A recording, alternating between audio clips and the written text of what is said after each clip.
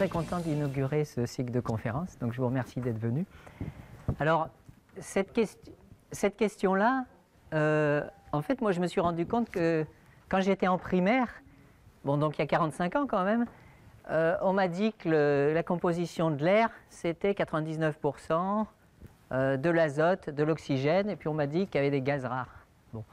Mais on ne m'a jamais dit qu'il y avait 0,03% de CO2, ni que ça allait poser un gros problème. Et donc effectivement, vous voyez ce graphique d'un laboratoire américain, 0,03%, c'est 300 particules par million, hein, donc c'est la psi, l'ordonnée. Et du coup, vous voyez que depuis 1960, ça augmente régulièrement et qu'on a atteint 400. Alors on a atteint 0,04%. Et c'est ça qui pose un gros problème.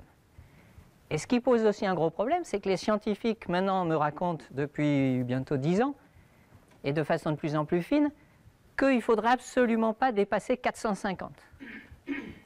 Et vous voyez, et tous les ans, malgré toutes les conférences, tous les ans, on augmente de 3 ppm, 3 particules par million. Donc ce n'est pas beaucoup, mais s'il ne faut pas dépasser 450, ça va être difficile. Alors comment ça se fait qu'on augmente de 3 particules par million tous les ans? Alors si on regarde le graphique des échanges, il y a deux zones d'échanges manifestes, c'est les échanges naturels qui sont en vert, qui sont terrestres.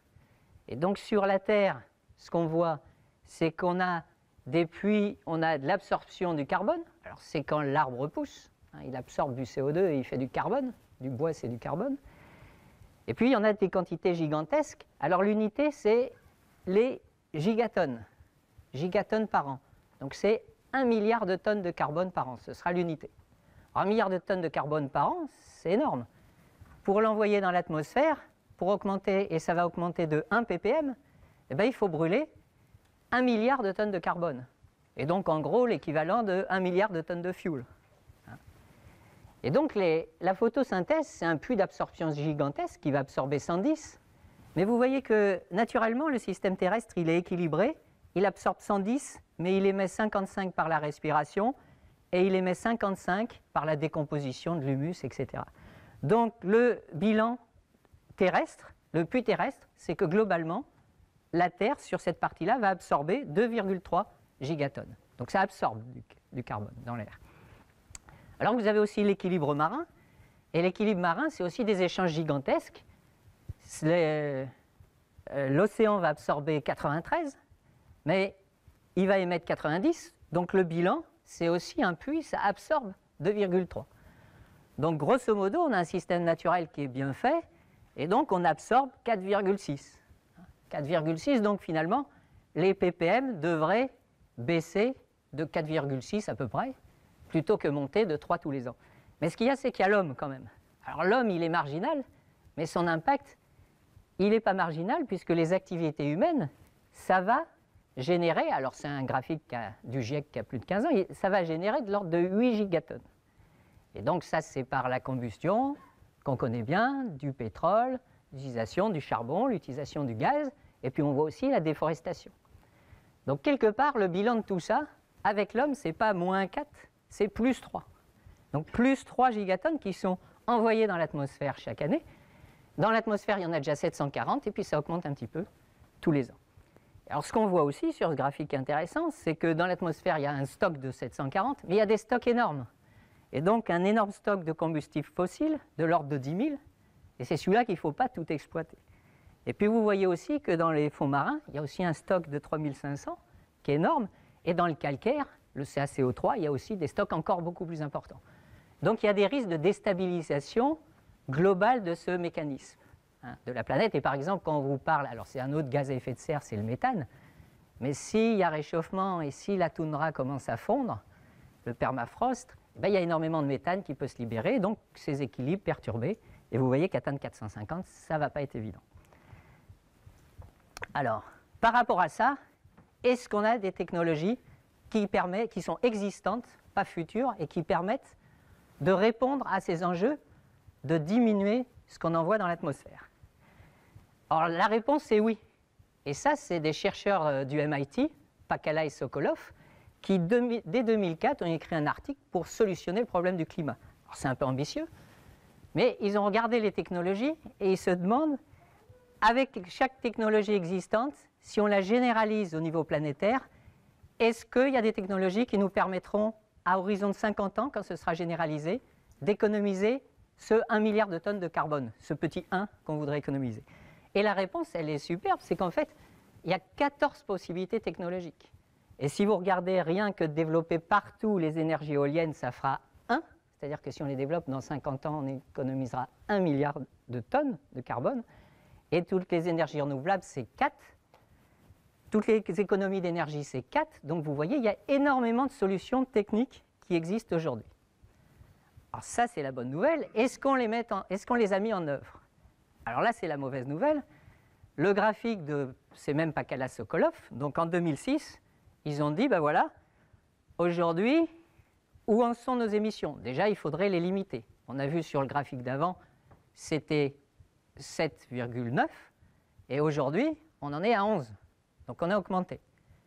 Donc si on regarde la tendance passée, et qu'on la prolonge jusqu'en 2056, ils étaient en 2006, ils ont dit, ben écoutez, si on utilise cette technologie du tableau d'avant, qu'on les diffuse massivement, eh ben, au lieu d'avoir la pente naturelle d'augmentation d'émissions chaque année par l'homme, on aura une stagnation, et ça, pour eux, ça permettrait de gérer les contraintes climatiques. Hein, on sait bien que si on dépasse 2 degrés, donc si on dépasse 450, il risque d'y avoir des phénomènes irréversibles et on ne sait pas si les sociétés vont résister ou comment elles vont résister. Alors par rapport à ça, dès 2006, voilà, ils ont mis ça sur la table. Mais si on regarde où on en est en 2015 d'aujourd'hui, je vous ai mis la petite étoile rouge, ben on est pire que si ça avait été business as usual. Donc on en est à 11. Et alors j'ai positionné aussi les engagements de la COP21. Et les engagements de la COP21, c'est de dire on va plafonner en 2030, et puis on a regardé les engagements collectifs, et c'est 15. Donc quelque part, on n'est pas du tout dans le schéma de Pakala et Sokolov. Alors maintenant, qu'est-ce qu'on a fait au niveau international pour faire avancer les choses? Alors, on a commencé par faire des protocoles pour essayer d'avoir des engagements des pays. Et les pays se sont engagés à Kyoto à contraindre leurs émissions. Hein. Et alors si on regarde le résultat, 10 ans après Kyoto, qu'est-ce qu'il en est réellement des émissions? Ben, on voit déjà qu'il y a plein de pays qui ne s'étaient pas engagés, les pays les plus émetteurs, la Chine, les États-Unis. Et puis on voit surtout que le Canada a fait 20% pire que ce qu'il avait promis. Alors les seuls qui ont fait bien, c'est les Russes. Ils ont fait moins 20%, mais ils ont fait moins 20%, ou même mieux, uniquement parce que c'était une crise économique terrible. Donc voilà les premiers engagements. Et puis on arrive à la COP21 de décembre 2015. Et donc là, c'est beaucoup mieux. Parce que tous les gros pays émetteurs qui sont en orange, donc notamment la Chine et les États-Unis, se sont engagés. Ils se sont engagés à quoi? Quel objectif? On l'a vu, c'est le point qui était un petit peu en dehors de la courbe, là, à 15. Ils se sont engagés à 15 et donc, autant ils affirment un objectif de 2 degrés, autant la somme des promesses d'engagement qu'ont fait les États actuellement, bah, ça correspond à 3 degrés. Et ça correspond aux 15, ça correspond à quelque chose d'ingérable. Donc les promesses, c'est pas assez. Et ce qu'on a vu avant, c'est qu'à chaque fois que les États ont promis, ils n'ont pas respecté leurs promesses. Donc ça, c'est les difficultés. Alors maintenant, on va pouvoir se poser la question, ben, qui peut agir? Qui peut agir? Et le discours qui nous est tenu, à nous, individus, citoyens, ben, c'est de nous dire, on est tous responsables, et du coup, ben, voilà, on va nous dire, il faut que vous consommez mieux. Alors là, par rapport à ça, je vais me demander, avec vous, est-ce qu'il n'y a pas d'autres actions possibles? Est-ce que c'est uniquement mieux consommer qui va nous permettre de faire ça? Et pour ça, je vais m'inspirer d'un processus d'enquête qu'avait proposé un philosophe qui a initié le pragmatisme. Pragma, c'est l'action en grec, hein, c'est donc pour agir. Et pourquoi ce philosophe avait initié cette théorie de l'enquête? Il avait initié ça parce qu'il avait jugé que la démocratie aux États-Unis était en train de s'effondrer un peu, parce que les mécanismes étaient trop compliqués de la société, et du coup les gens ne s'investissaient plus.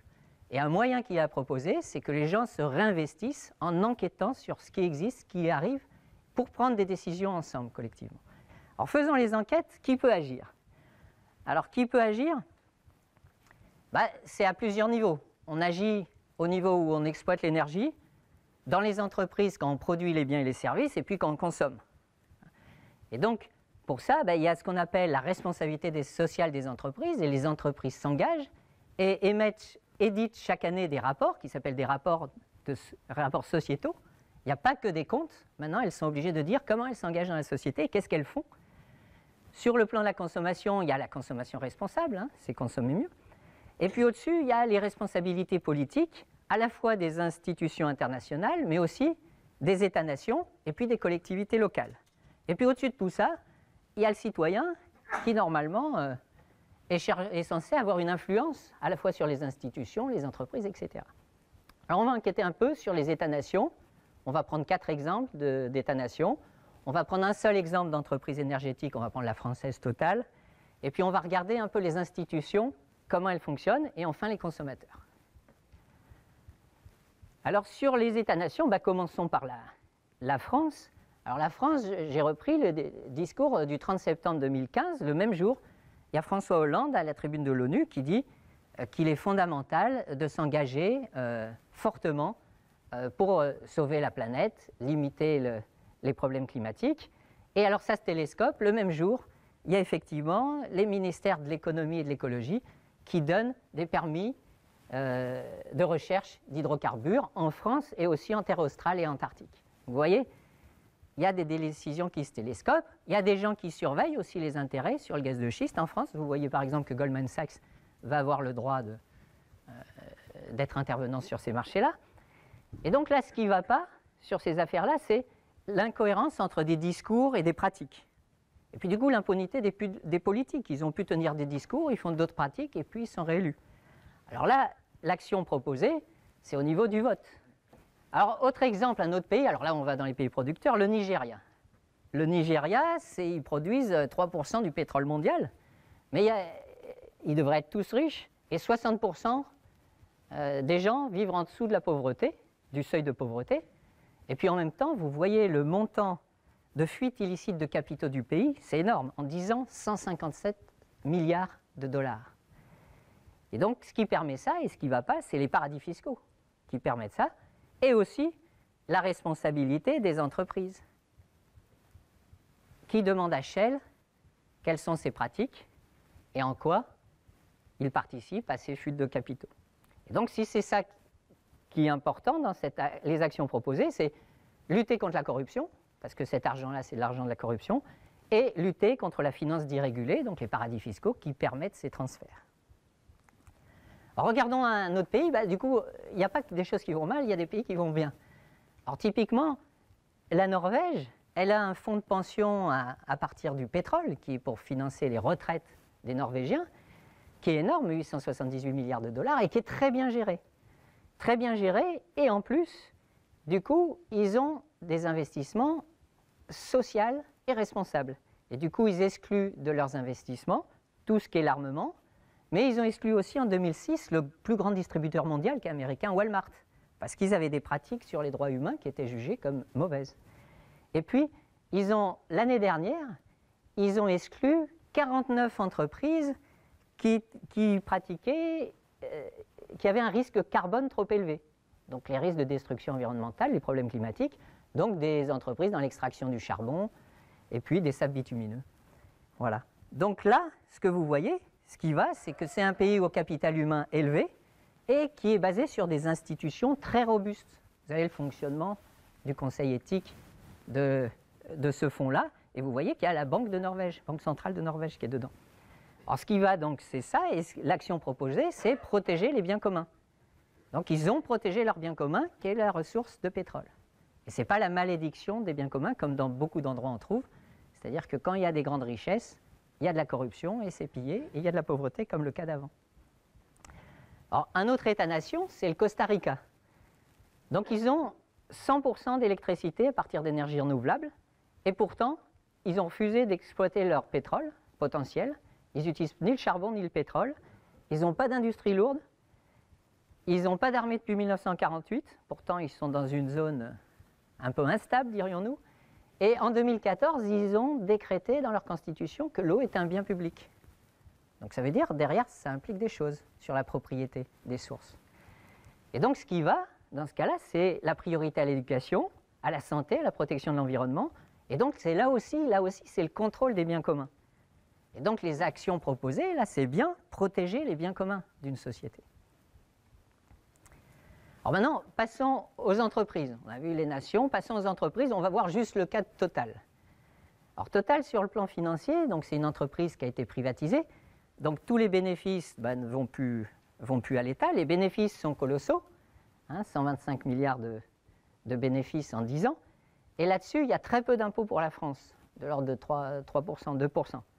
Le cas typique, c'est qu'en 2014, il y a eu 14 milliards de bénéfices et il y a eu 0% d'impôts sur les bénéfices. Alors, comment on peut faire ça? En ayant beaucoup de sociétés dans le monde et des sociétés dans des endroits où on ne paye pas d'impôts sur les bénéfices. Donc, par exemple, Total a 15 filiales aux Bermudes, une aux Bahamas et puis dans les îles Caïmans. Et je vous rassure, il n'y a pas de pétrole à exploiter, il n'y a rien à exploiter là-bas. Alors, par exemple, je prends le cas de l'Angola, l'exploitation du pétrole angolais, qui est une grosse exploitation. Vous avez 2 filiales aux Bermudes et une aux Bahamas pour l'exploitation. Et vous ne devez avoir qu'une seule entreprise en Angola. Alors, Total n'est pas le seul à utiliser ces principes-là. C'est les techniques de prix de transfert qui permettent de délocaliser tous les bénéfices là où on ne paye pas d'impôts. Et vous voyez là le tableau de toutes les entreprises françaises qui sont en pointe dans ce domaine. Vous voyez, donc ce n'est pas Total qui est en pointe. Et Total, ça lui permet de ne pas payer d'impôts. Alors, ce qui ne va pas dans ces affaires-là, c'est que d'un côté, les actionnaires exigent des rentabilités très très élevées, en ayant peu à faire de comment sont faits ces bénéfices, et du coup, ferment les yeux sur l'utilisation massive de l'optimisation fiscale. Ça, c'est une façon gentille d'appeler le fait qu'on ne paye plus d'impôts pour soutenir les sociétés dans lesquelles on existe, pour les entreprises. Et donc là, le point clé, si vous voulez agir là-dessus, c'est la lutte contre la finance dérégulée. Alors sur Total, il y a une autre question qui se pose. Chaque année, alors on est sur la question climatique, on torche dans le monde 140 milliards de mètres cubes de gaz. Alors ça veut dire quoi? Ça veut dire juste que c'est moins rentable de stocker le gaz et puis de l'envoyer pour qu'il soit utilisé dans différents pays que de le brûler. C'est juste pour des questions économiques. Donc la rentabilité est légèrement moins bonne, donc on brûle tout. Alors si on calculait le CO2 émis, c'est colossal.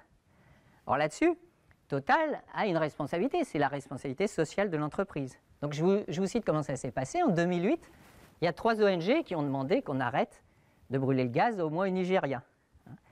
Et du coup, il a fallu attendre 2015 et puis d'avoir des images satellitaires pour se rendre compte que ça continuait joyeusement, comme dans plein d'autres pays. Suite à ça, Total, il était un peu gêné. Il a promis d'arrêter le torchage, mais il a dit en 2030. Et par contre, si vous regardez les programmes de responsabilité sociale de l'entreprise Total qui sont édités, c'est 50 pages, ils vont faire des choses pour l'éducation des petits-enfants en Afrique, pour l'éducation, etc. Mais on peut se demander si tous ces programmes de responsabilité sociale de l'entreprise ne sont pas plutôt pour acheter les décideurs locaux et puis pour pouvoir continuer l'exploitation. Alors ce qui ne va pas dans cette affaire-là, c'est qu'on ne demande pas à ces rapports de responsabilité sociale de l'entreprise de porter sur autre chose que le cœur du métier. Et quelle est la question clé? C'est bien faire son métier, bien exploiter. C'est donc plus important de ne pas torcher le gaz que d'économiser du papier dans les services centraux. Et donc là, l'action proposée, c'est exiger la transparence-cohérence. Alors maintenant, enquêtons sur les marchés. Alors il y a un marché qui s'appelle le marché carbone. Alors le marché carbone, c'est quoi? On a fixé des plafonds aux entreprises, des plafonds de droits d'émission, de pollution. Et puis on a dit, si une entreprise dépasse ce plafond, elle va payer une amende, ou alors elle va racheter le droit à polluer de la pollution qu'elle fait en plus à une entreprise qui, elle, aura fait des économies. Donc ça, c'est un système qui est efficient sur le plan économique, vu comme ça. Alors par contre, le problème, c'est que ça ne couvre pas toutes les entreprises. Ça couvre que 40% de l'économie mondiale, et en Europe aussi que 40%, même si ça touche déjà 12 000 installations. Et donc, un des risques, c'est ce qu'on appelle la fuite carbone. C'est qu'à partir du moment où le prix sur le marché de carbone, de cette tonne de carbone serait trop cher, ben, ça veut dire qu'on délocalise et on va polluer là où on ne paye rien. Alors, pour l'instant, ça ne se pratique pas trop parce que regardez le prix du carbone, il vaut quasiment plus rien. Il vaut 5 € la tonne, alors qu'il en valait 30 il y a quelques années. Donc, ce qui ne va pas, c'est la libre circulation des biens sans taxe compensatrice entre les pays régulés et ceux qui ne sont pas régulés. Et donc, là aussi, l'action proposée, c'est la transparence-cohérence. Alors, sur ce marché du carbone, il y a aussi d'autres problèmes. C'est les problèmes d'escroquerie. Alors, vous avez peut-être vu un reportage où il y avait un escroc qui a escroqué 5 milliards d'euros récemment sur justement cette escroquerie sur le marché du carbone. Et donc, ça s'est révélé depuis plusieurs années. Hein. Ça, c'est un extrait du Canard enchaîné de 2015. Mais en gros, ça a coûté au Trésor français au moins 1,6 milliard. Et il y a eu des enquêtes depuis 6 ans qui ont abouti à rien. Alors, ce qui ne va pas dans cette affaire-là, c'est l'absence de lutte contre les escroqueries à la TVA. La dernière estimation que j'ai lue hier dans Les Échos, c'est 32 milliards d'euros par an, rien que pour la France. Escroquerie à la TVA. Et là aussi, l'action à faire, c'est la lutte contre la finance dérégulée. Alors maintenant, allons sur un marché plus classique, c'est le marché des prix, là où on achète les barils de pétrole. Alors, ce que vous voyez, c'est que les prix, vous avez le graphique des prix, pendant une période, ça variait pas beaucoup. De temps en temps, il y avait des sauts parce qu'il y avait une guerre ou il y avait des grosses frictions internationales. Mais vous voyez que le dernier tiers du tableau, il y a une volatilité qui est énorme. Ça bouge de façon bizarrement forte. Et ça, c'est vrai parce qu'en économie, on vous raconte toujours que ce qui fait le prix, c'est la loi de l'offre et la demande. On regarde les gens qui sortent les barils de pétrole, ceux qui veulent les acheter, puis on a l'impression qu'il y a un marché, puis que le prix se fait là-dessus. Et ça, maintenant, c'est complètement faux. La vérité, c'est que ceux qui font les prix, c'est plus cette offre et cette demande, c'est ceux qui parient sur le prix du pétrole futur et qui font des paris. C'est des parieurs, des spéculateurs. Ils font des paris, ils disent tiens, je parie que ça va valoir 100 $ dans 2 ans, etc. Alors si on refait le tour, en gros, on extrait 90 millions de barils par jour de pétrole. Déjà, on en vend 2 fois plus que ce qu'on extrait. Ça veut dire qu'il y a des échanges fréquents. Mais après, le marché des paris spéculatifs, c'est-à-dire là où les gens qui parient ne verront jamais une goutte de pétrole et s'échangeront juste des différences de prix, ce marché-là, il représente 15 fois le marché physique. Et donc, il se décompose en 2 marchés. Le marché des futurs, c'est-à-dire qu'on essaye de parier sur les prix que le pétrole aura dans 3 ans, entre 3 ans et 6 ans. Et là, on fait des paris par jour sur 500 millions de barils. Et puis, vous avez aussi un autre marché qui est le marché de gré à gré. Et là, on parie 1 milliard de barils par jour. Donc, en tout, on parie 15 fois plus sur la hausse ou la baisse du prix du pétrole sans aucune livraison physique. Et donc, c'est les parieurs qui font les prix. Donc là, ce qui ne va pas, c'est la non-limitation des paris financiers. Il y a trop de parieurs sur ces marchés-là. Et donc, on ne les limite pas. Alors, dans l'histoire, on a déjà limité les parieurs. Hein, mais ça, c'est une autre affaire. Je pourrais vous en parler une autre fois. Et puis, la question de l'idéologie. On est en train de nous dire que c'est le prix qui va nous aider pour faire la transition énergétique. Comment vous voulez que ce soit le prix avec une telle volatilité? Donc, l'action proposée, là, c'est aussi la lutte contre la finance dérégulée, où il n'y a plus de règles et on laisse les parieurs faire ce qu'ils veulent. Alors maintenant, on va regarder une petite enquête sur les collectivités. Alors, un petit village des Hautes-Alpes, un petit torrent, et puis la volonté que les truites sauvages et que les truites remontent un pont. Et donc, on fait 500 000 € de travaux. C'est le Conseil général qui paye, l'Agence de l'eau, et puis l'Europe à moitié. Donc, voilà ce qu'on fait. Et le problème, c'est la non-transparence et l'impossibilité d'avoir des informations. Donc moi, j'ai demandé au syndicat de gestion intercommunautaire du Buech et de ses affluents, est-ce qu'ils pouvaient me donner des informations? Est-ce que maintenant, il y a des poissons qui remontent? Est-ce qu'ils ont pu voir ça? Est-ce que ça a eu... Et puis aussi, la construction a contribué à émettre quelle quantité de gaz à effet de serre? Est-ce qu'ils avaient des informations? Ou des choses positives? Ça a donné combien d'emplois? Pendant combien de temps? Alors, aucune réponse. Il me renvoie sur le Conseil général qui, lui, dit qu'il ne veut pas me répondre. Donc, en fait, les impacts que j'ai estimés, c'est quand même, il y a quelques impacts sur les émissions de gaz à effet de serre. On a coulé quand même 200 mètres cubes de béton, ça fait 50 tonnes de CO2. c'est pas rien. Bon, ce qui ne va pas dans ces décisions-là, c'est qu'il y a de l'argent public, c'est que de l'argent public, et il n'y a pas de reddition des comptes aux citoyens. Et puis, il n'y a pas de concertation, c'est les experts qui ont parlé aux politiques, et puis ils ont lancé ce travail-là. Et le point le plus important, c'est qu'il n'y a aucune analyse multicritère. Pour prendre les décisions, quand on s'occupe des poissons, on ne s'occupe pas des gaz à effet de serre, et puis après, quand on va s'occuper des gaz à effet de serre, on sera prêt à détruire tous les poissons qu'il faut. Donc le problème, c'est de mettre en place des procédures de décision multicritères. Et donc les actions proposées, si vous jugez que ça c'est important pour l'avenir, c'est exiger la transparence-cohérence et aussi établir des processus de décision multicritères. Alors on va regarder maintenant, ça c'est local, hein, vous avez tous ça chez vous, mais un grand projet. Alors un grand projet, c'est plus sérieux. Alors on prend l'exemple du projet Grande Vitesse Lyon-Turin. Il y a eu un référé de la Cour des comptes en 2012 qui a expliqué que le projet il a été conçu il y a longtemps, on n'a jamais rien révisé, que rien n'a été approfondi. Il souligne que les coûts sont passés de 12 à 26 milliards. Alors 26 milliards, ça permettrait d'isoler l'équivalent de 1 ou 2 millions de logements français. Donc vous voyez, ce n'est pas des petites sommes. Et surtout que la valeur actualisée nette économique est négative dans tous les scénarios. Donc même sur le plan unique, quand on se base que sur le plan économique, c'est déjà mauvais quel que soit le scénario. En plus, bon, le financement n'est pas défini. Bon. Donc là, ce qui ne va pas, on le voit tout de suite, c'est les doubles discours sur la finance publique, sur l'emploi. Et du coup, il faut qu'on questionne l'utilité publique des grands travaux. Et là, il y a beaucoup d'actions proposées à faire parce que derrière, il y a de la corruption, donc lutter contre la corruption. Il y a établir des processus de décision multicritères, hein, on en revient à la même chose que l'exemple d'avant, exiger la transparence-cohérence, et puis protéger les biens communs, parce que cet argent, c'est de l'argent public et c'est un bien commun. Alors maintenant, faisons la dernière petite partie de l'enquête sur les consommateurs. En tant que consommateur, on peut se dire